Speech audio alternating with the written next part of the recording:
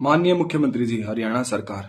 Sir, आज हम CET के अभ्यर्थियों का ट्विटर के माध्यम से आपसे एक रिक्वेस्ट है, एक निवेदन है। सर, इस पर प्लीज संज्ञान लीजिएगा। हाल ही में 5-6 नवंबर को सीईटी का एग्जाम हुआ है और सरकार द्वारा जो सीईटी की नोटिफिकेशन दी गई थी, सर उसमें एक बाउंडेशन लगाई गई है। वो बाउंडेशन सभी अभ्यर्थियों को बहुत परेशान कर रही है। बच्चे उसकी वजह से तनाव में आते जा रहे हैं।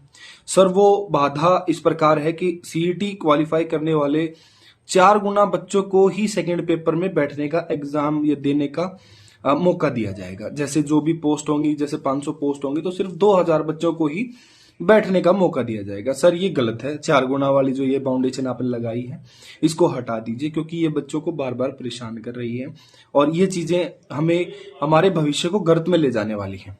तो सर प्लीज इस पर संज्ञान लीजिए, क्योंकि पहले भी इन पे लिटिगेशन फाइल हो चुकी है और ये चीजें कोर्ट में अटकी रहेंगी अगर आप इस पर ध्यान नहीं देंगे तो।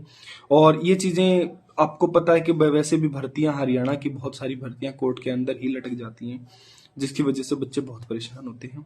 इसके साथ भी ऐसा कुछ ना हो, आप उसको ये सब चीजें होने से पहले ही आप इस मामले को संज्ञान में लीजिए, ताकि बच्चों का भविष्य है वो अंधकार में ना जाए, एक भविष्य में उजाला दिखे, जिससे हम सब अभ्यर्थी जो हमारी कोशिश है या हम जो कोशिश कर रहे हैं, हम जो पढ़ रहे हैं, उसका भी कुछ न कुछ सफलता मिले हमें।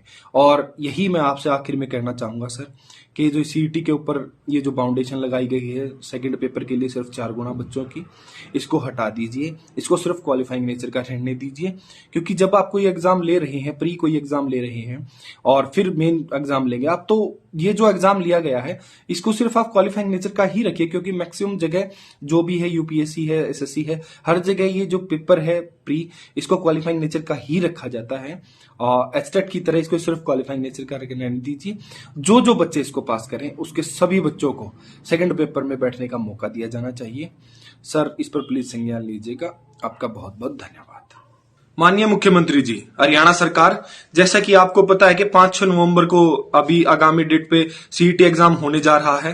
सर, सीईटी की गजट नोटिफिकेशन के अंदर 2-3 फ्लॉज हैं, जिस वजह से बच्चे बहुत परेशान हो रहे हैं। सर, हम सब परेशान हो रहे हैं।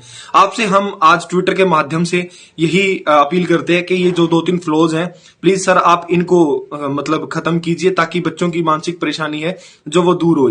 सर, वो 3 फ्लॉज इस प्रकार है। सबसे पहला फ्लॉज तो यही है कि सीईटी जो एग्जाम क्वालिफाई करेगा, उसके आगे जो सेकंड एग्जाम होगा वो 3-4 गुना बच्चे ही दे पाएंगे। सर, कुछ जो टॉपर 5-7 हजार बच्चे हैं वो हर एग्जाम में ही, मतलब अलग अलग एग्जाम में वही घूमते रहेंगे, और जो बच्चे जिन्होंने सीईटी क्वालिफाई किया है उनको मौका नहीं मिलेगा। सर, तो ये बहुत परेशानी की बात है। सर, इसको आप सीईटी को सिर्फ क्वालिफाइंग नेचर का रखिए, ताकि जो सीईटी क्वालिफाई करे वो सब बच्चे सेकंड एग्जाम में बैठ सके। सर, एक ये मेजर प्रॉब्लम है सबसे बड़ी। और दूसरी मेजर प्रॉब्लम है सर ज्यूरिसडिक्शन की।